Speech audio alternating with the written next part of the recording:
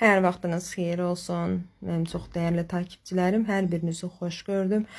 İnşallah Allah hər kəsə bol-bol ruzi bərəkət versin. Göz haqqınızı halal edin. Bugün sizlərlə çox asan, ləzzətli və hər kəsin sevəcəyi məncə bir resep paylaşıram. Çox dadlı bir yeməkdir. Kartofları gördüyünüz qaydada kəsirik, doğrayırıq.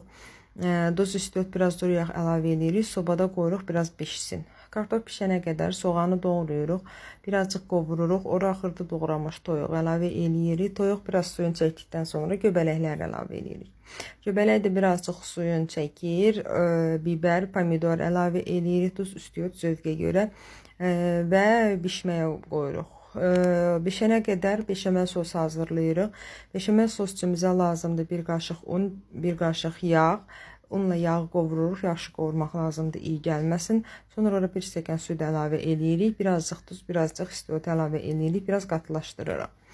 Və kartofun üzərindən hazırladığımız göbələkli içliyə tökürük, yayırıq.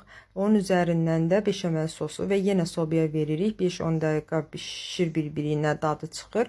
Çıxardırıq, üzərinə bol-bol Holland pendiri əlavə eləyib yenə sobaya qoyuruq, üzəri qızarana qədər.